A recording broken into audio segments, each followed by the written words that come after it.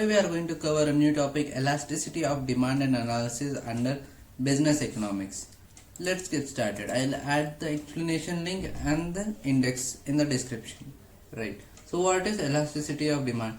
So what it says is the degree of change in quantity demanded with respect to the change in price of that product or its substitute or complement product. Okay. Now what are the factors which affect the elasticity of demand is the price, income and cross. So price elasticity directly says that with respect to change in price there will be change in demand, and in the change of income there will be change in demand. And cross elasticity of demand means when there is a change in the price of its substitute goods or complement goods, in that case we can find the cross elasticity of demand.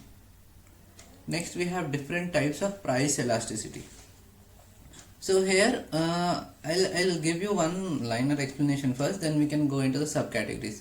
So if we change the price by certain amount or certain percentage, okay, so with respect to the change of that percentage change in price, whether the demand change percentage is more or less or equal to or no effect. Okay, I'll repeat this. With respect to X percentage change in price, if there is percentage change in demand which is more than X, less than X, or same as that of price, that is equal to X, or 0. Okay, so based on this our categorization is going to happen.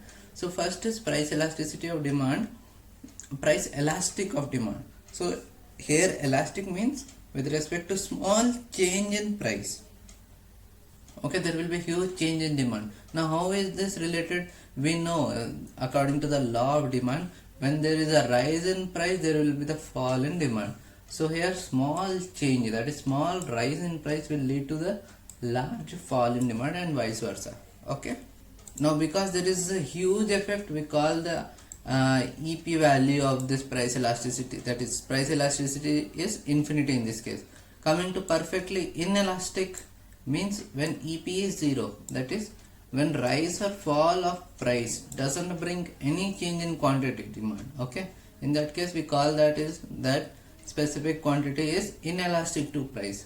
When relatively elastic means our elasticity value is greater than 1, means when there is a change in price by X percentage, the change in the demand will be Y percentage, which is greater than X. Okay, now if we see when percentage change in price falls by X percentage, results in greater than X change in quantity demanded rises. Okay, so price fall by X%, but the quantity demand is raised by more than X%, so that is elastic demand. So here we can say greater than 1. Now relatively inelastic means it is not like the change in price will not affect demand, it will affect but less. Okay, so here if X% is raised in price, the percentage of quantity demand will fall, but the percentage will be less than X. Okay, that's what relatively inelastic means. It is not inelastic to price, it is elastic to price but slightly. Next we have unitary elastic demand. So what this says is change in rise of price. Okay, so here price raised by X%, so the effect on demand is demand will fall by X%. So the X is exact same in the rise of price and in the fall of demand. So that is our elasticity value is 1. So these were the 5 elasticity types of price. Okay, because again we are going to see the same 5 with respect to supply. Okay, as of now we were seeing with respect to demand, or we can say price. Next we have measurement of price elasticity. Okay, so here we said that if EP is 0 then it comes in this category, if EP is greater than 1 then it comes in this category. But we are now going to calculate EP based on our problem, and based on EP we will say that the problem or the situation comes in which category. Okay, so first is the total outlay method. So what happens is, this method is, let's take an example. So initially you bought 10 products at 10 rupees each. So with total outlay method our old outlay is 10 into 10, 100. Now with new you bought 10 quantity with rupees 11. Now the new outlay is 110. So here the new outlay is greater than old outlay, which means elasticity value will be greater than 1. So EP is greater than 1 means it is relatively elastic demand. So similarly we can calculate for other scenarios and we can say which category does that belongs to. Next we have percentage method. So here it is a simple formula. Simply we find the percentage change in quantity demanded divided by the percentage change in price. That's it. Nothing more, nothing less. Next we have point elasticity method. So in this method what will be given is, in the problem will be given the function of demand, okay, or the function of supply. So in our case we let's suppose the demand only. So we will be given a function of demand. In that function of demand, if we put price, we'll get the demand value, okay.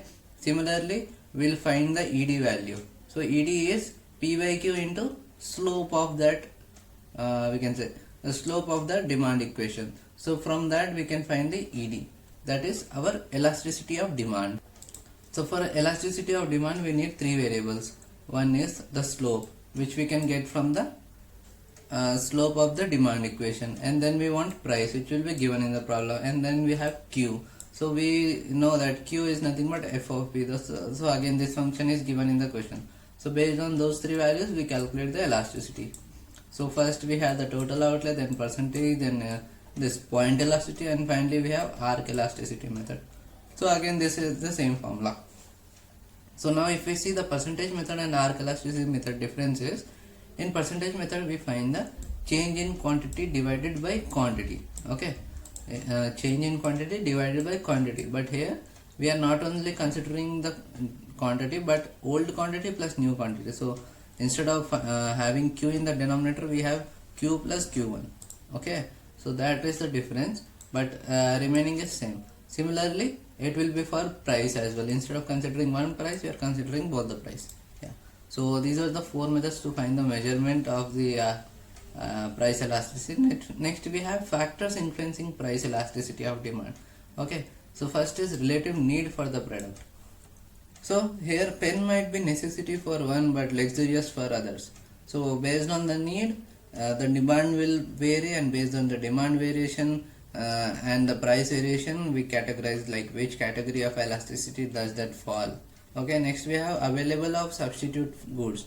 Again it is we know tea and coffee as an example. Next we have impact of income. So lower income group are highly affected and higher income group is less affected, because if lower income group will have, this name suggests low income, and if the price is more it will like drastically affect their demand because they will not be able to afford it, so they just leave. So there will be huge effect on the demand. Similarly higher income group is less affected, because even if there is a rise or fall in price it's fine for them, because yeah, that is what higher income means, okay. Next the time under consideration. So demand is inelastic in short run, that is the price may rise or may come down. For the short time it doesn't affect, but if that goes on for a long duration then for sure our demand is going to be affected. Next is perishability of product. So here we consider the nature of product. Demand for such product would be inelastic. See, perishability of product will be such products like agricultural products whose supply cannot be varied based on the demand, because for growing crops or anything we need a specific environment condition or climate. So okay, so based on demand it cannot vary. That's why it is inelastic to price. Even it is even the price is increased or decreased, people will buy that, because that product will not come again and again. Next we have addiction. So addictions means we are addicted to any product, so in that scenario we are not much worried about the price. So our addicted goods are inelastic to price. Next we have significance of price elasticity of demand.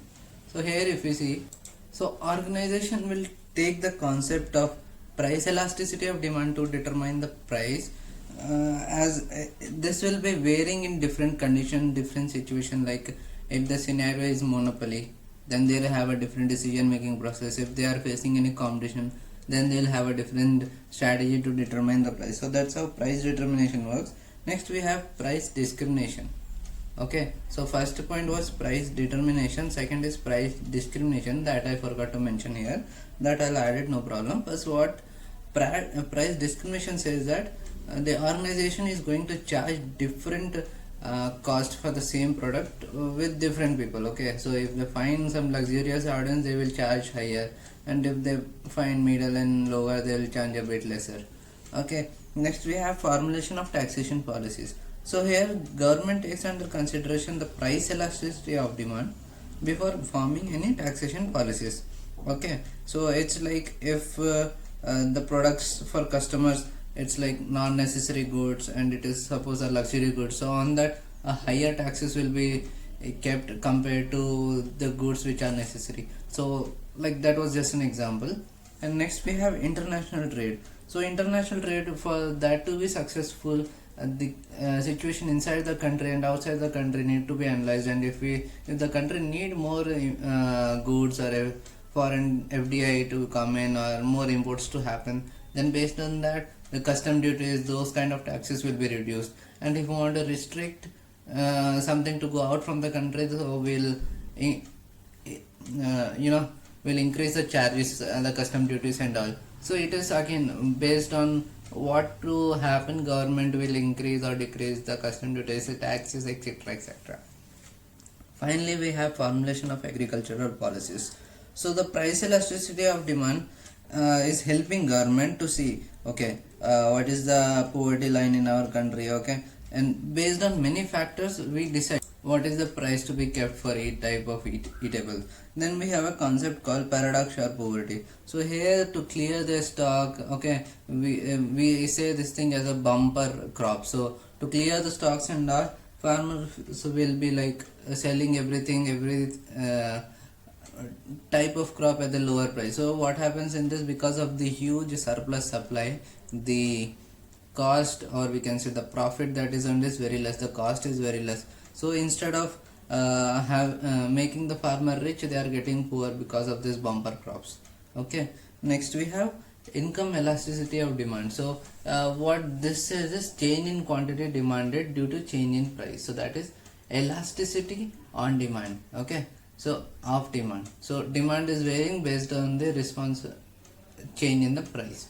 So here we have three types of elasticity of demand. One is positive income. So normal goods, that is increase in income, increase in demand. Okay, so in this increase also we have seen we have equal to 1, less than 1, greater than 1. So how that is calculated, for that also we had 4 methods of calculation. But there is an increase, it might be less or greater or unitary, or we can say directly proportional. So if increase is there, we call it as a positive. But in case where we don't, it is less than 0. Okay, so it's like if demand decreases with increase in income, for example inferior goods.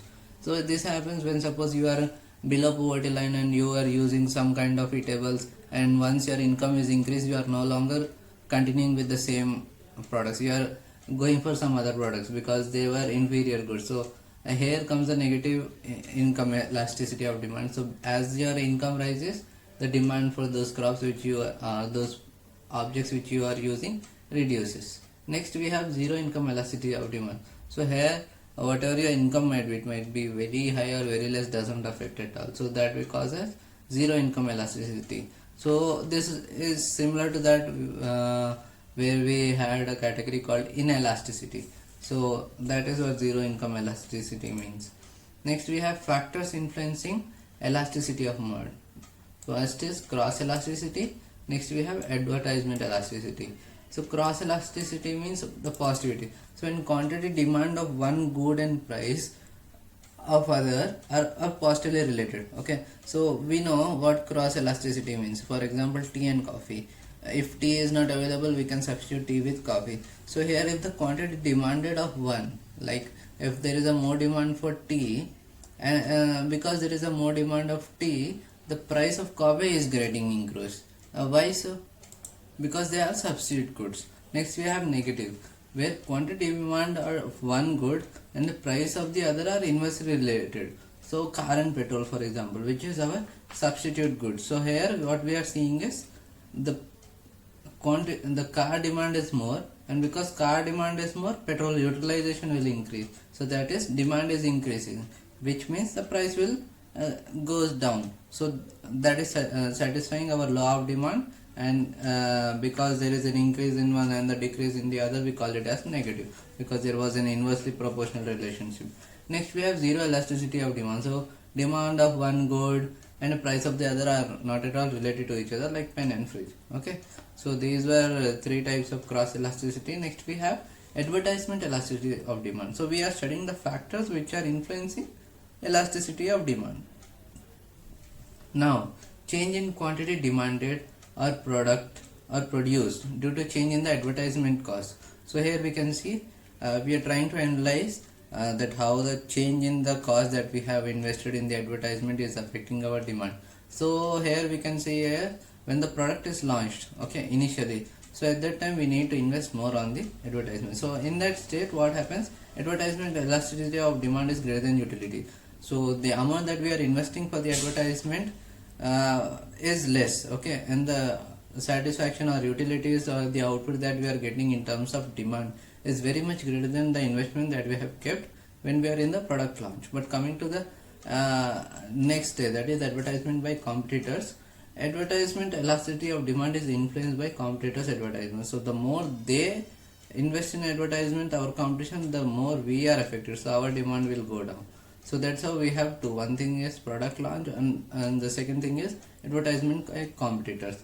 So here if we see elasticity is like if advertisement is not affecting the demand, it is 0, and if advertisement increase percentage is greater than demand increase percentage, we say a less than 1. So what is happening here is the investment that we kept in the advertisement and the profit that we are getting in terms of demand, okay, so the profit that we are getting in terms of demand is less compared to what we have invested. So our profit is less, but okay, it is less, but it is positive elasticity because we are in profits. Okay, now compared to the final thing where advertisement investment that we have done is very less compared to the profits or demands that we got, so in that case elasticity is 1, I mean greater than 1. So we have next is elasticity of supply. So previously we have studied the price elasticity of demand, so where the price was affecting the demand. So here measure of degree change in quantity supply due to change in price. So previously we were studying how the demand is getting affected due to change in price. Now we are studying how the quantity supply is affecting due to change in price. So perfectly elastic. So the name itself suggests E is infinity. So infinity means a percentage change in increase in price result in increase of quantity supply. So that is directly proportional. Next we have perfectly inelastic. So percentage change in price doesn't affect the supply. Next we have E is greater than 1. So the percentage change in quantity supplied is very much higher than the percentage change in price. Example, taxi service. So what they do when the cost of their service is more, at that time more taxi services will be provided.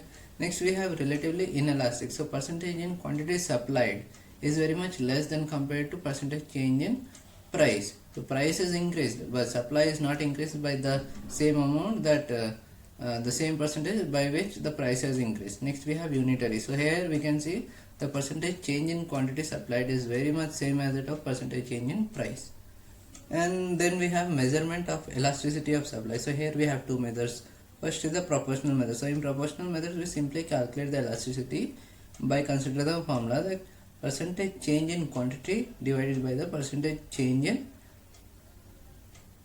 price. Let me repeat this again. Percentage change in quantity supplied divided by percentage change in price. And next we have point method. So this point method we also used in the demand thing. Okay, so what happens here is we will be given a function of supply in terms of price. Okay, so what does that mean is we can find the supply by substituting the value of price in the given function. So in that given function will have a slope as well. So we need to find that slope. Then we can see that we have elasticity of supply formula, which is B into P by Q. P is the price given in the question, Q is f of V. So since P is given, we can find the Q, which is nothing but the function of price. Next we have B. So B is nothing but the slope of supply function. So from there we can find the slope as well. So that's how we calculate the elasticity using the point method. And the final topic is factors determining elasticity of supply. So here we can see the nature of product is given, which says inelastic goods like old wines, handling, so supply can't be increased or decreased.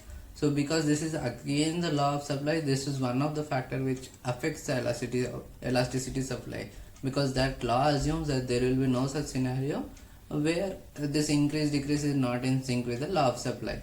Next we have production techniques. So if the latest technique is used, it can be easily be more higher the orders can be taken. So more efficiency will be there. Next we have time period. So in short run, a supply, if the price is changing up and down, we are considering it as an inelastic because that will not affect. But if that stays for the long run, then for sure very much like high amount of people are going to affect. So we call then it as an elastic, but in short run we call it as inelastic supply. And finally we have agricultural products. So we can see agricultural products are nothing but a perishable products. Then here we again saw previously the concept of bumper crop. So it is relatively inelastic. The price is increased or decreased, my supply is limited. So I am not at all affecting with the price that you are saying. The supply is fixed. So this was our elasticity of demand and analysis. If you have any queries with respect to this topic, please write down in the comment section. Yeah, that's it. Thank you.